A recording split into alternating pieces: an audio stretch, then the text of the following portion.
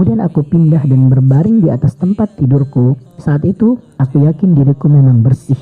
Aku yakin Allah Jalla fi'ula akan membuktikan kebersihanku. Akan tetapi demi Allah, aku tidak menyangka Allah akan menurunkan wahyu yang akan terus dibaca terkait dengan perkaraku ini. Aku merasa diriku lebih rendah sehingga tidak pantas bagi Allah menurunkan firman-Nya terkait dengan diriku yang akhirnya dibaca. Sebenarnya aku hanya berharap Rasulullah SAW bermimpi dan dengan itu Allah menunjukkan beliau bahwa aku memang bersih. Demi Allah, Rasulullah SAW tidak bergeser dari tempat duduk beliau dan tak seorang pun yang ada di rumah meninggalkan rumah sehingga Allah menurunkan wahyu kepada nabinya yang mulia SAW sehingga terjadilah pada beliau apa yang biasanya terjadi saat menerima wahyu. Tubuh beliau menggigil seperti sedang demam, hingga butiran keringat seperti mutiara menetes dari tubuh beliau di hari yang dingin akibat beratnya beban wahyu yang turun. Begitu keadaan kembali normal, Rasulullah SAW langsung tertawa. Kata-kata pertama yang beliau ucapkan adalah, "Ya Aisyah, ama wallahi laqad barra'akillah." Ketahuilah wahai Aisyah, demi Allah, Allah telah membebaskanmu. Maka ibuku berkata kepadaku, bangkitlah kepada beliau. Maka aku menjawab, demi Allah, aku tidak akan berdiri kepada beliau dan aku tidak akan memuji siapapun kecuali Allah Jalla fi'ula. Allah Subhanahu wa ta'ala menurunkan ayat, A'udzu billahi minasy syaithanir rajim. Innal ladzina ja'u bil ifki usbatum minkum la tahsabuhu syarran lakum bal huwa khairul lakum likulli imri'in minhum maktasaba minal itsm walladzi tawalla kibrahu minhum lahu 'adzabun 'adzim. Laula idh sami'tumuhu dhannal mu'minuna wal mu'minatu bi anfusihim khairan wa qalu hadza ifkum mubin. Laula ja'u alaihi bi arba'ati syuhada fa idh lam ya'tu bisyuhada'i fa ulaika 'indallahi humul kadzibun.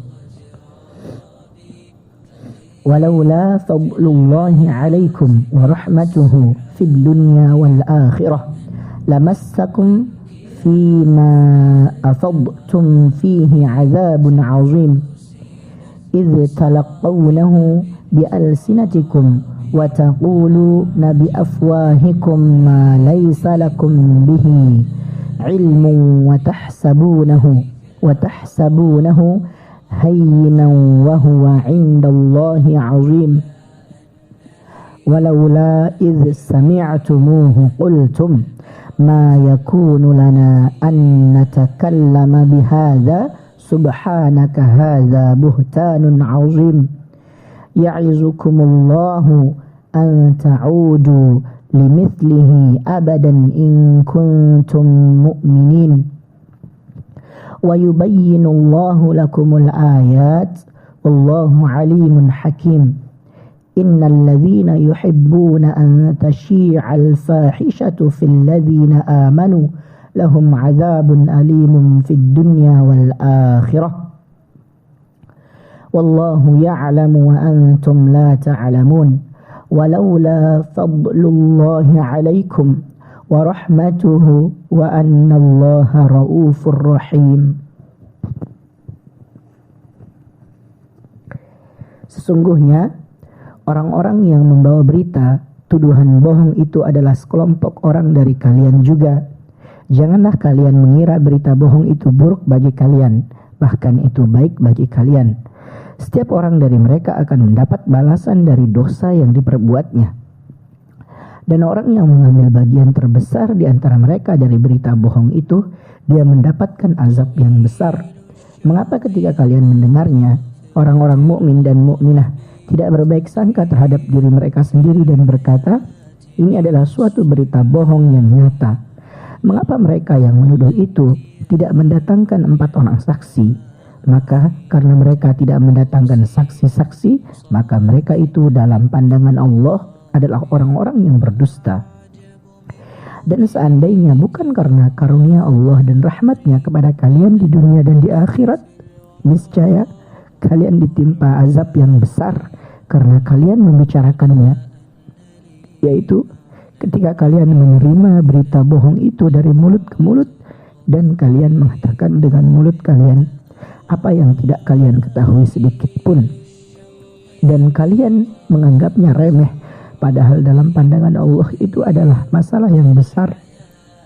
Dan mengapa ketika kalian mendengarnya, kalian tidak mengatakan, tidak pantas bagi kita membicarakan ini, maha suci engkau, ini adalah kebohongan yang besar. Allah memperingatkan kalian agar jangan sampai kalian mengulangi lagi perbuatan seperti itu selama-lamanya. Jika kalian adalah orang-orang yang beriman, dan Allah menjelaskan ayat-ayatnya kepada kalian, dan Allah maha mengetahui lagi maha bijaksana. Sesungguhnya orang-orang yang ingin agar perbuatan yang sangat keji, berita bohong itu tersiar di kalangan orang-orang yang beriman, mereka mendapat azab yang pedih di dunia dan di akhirat. Dan Allah mengetahui, sedangkan kalian tidak mengetahui. Dan kalau bukan karena karunia Allah dan rahmatnya kepada kalian, niscaya kalian akan ditimpakan azab yang besar. Dan bahwasanya Allah maha penyantun lagi maha penyayang. Quran Surah An-Nur ayat ke-11 sampai 20.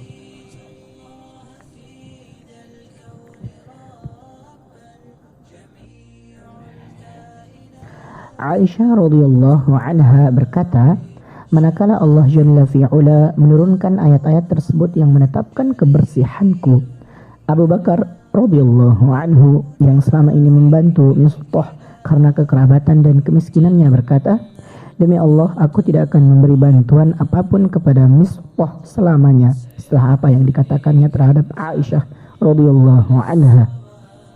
Maka Allah Jalla fi'ula menurunkan ayat, A'udzu billahi minasyaitonir rajim wa la ya'tali ulul fadli minkum was-sa'ati an yu'tu ulil qurba wal masakin wal muhajirin fi sabilillah wal ya'fu wal yasfahu ala tuhibbuna an yaghfirallahu lakum wallahu ghafurur rahim. Dan janganlah orang-orang yang mempunyai kelebihan dan kelapangan di antara kalian bersumpah bahwa mereka tidak akan memberi bantuan kepada kaum kerabatnya, orang-orang yang miskin, dan orang-orang yang berhijrah pada jalan Allah, dan hendaklah mereka memaafkan dan berlapang dada. Apakah kalian tidak ingin bahwa Allah mengampuni kalian? Dan Allah maha pengampun lagi maha penyayang. Quran Surah An-Nur ayat yang ke-22. Maka Abu Bakar radhiyallahu anhu As-Siddiq radhiyallahu anhu berkata, benar, demi Allah, sesungguhnya aku ingin Allah mengampuniku.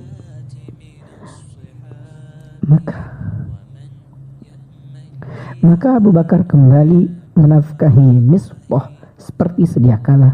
Dia berkata, demi Allah, aku tidak akan menghentikan bantuanku selamanya.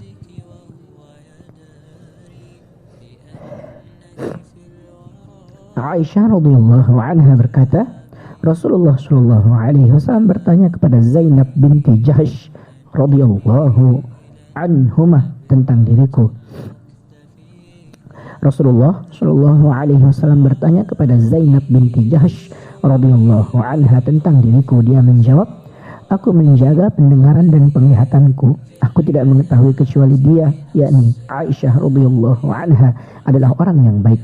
Di antara istri-istri Rasulullah sallallahu alaihi wasallam, Zainab inilah yang menyayangiku di depan Nabi sallallahu alaihi wasallam. Allah menjaganya dengan kebersihan hatinya. Namun saudarinya, yakni Hamnah, memusuhiku untuk membela Zainab radhiyallahu anha sehingga dia celaka bersama orang-orang celaka yang membicarakan fitnah yang dusta ini.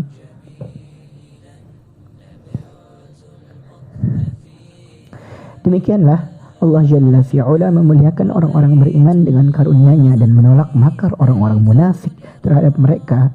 Semoga Allah merahmati seorang penyair yang mengekspresikan ucapan Aisyah radhiyallahu anha. Allah yang maha besar mengucapkan hujjahku dan kebersihanku dalam Al-Quran yang muhkam. Di dalam Al-Quran Allah telah melaknat orang yang menuduhku dengan keburukan sesudah kebersihanku. Allah menetapkan keutamaanku dan memuliakan kehormatanku, dan melalui lisan nabinya Dia membersihkanku. Allah mencela orang yang hendak merendahkanku dengan fitnah dusta dan menyucikan dirinya dalam urusanku.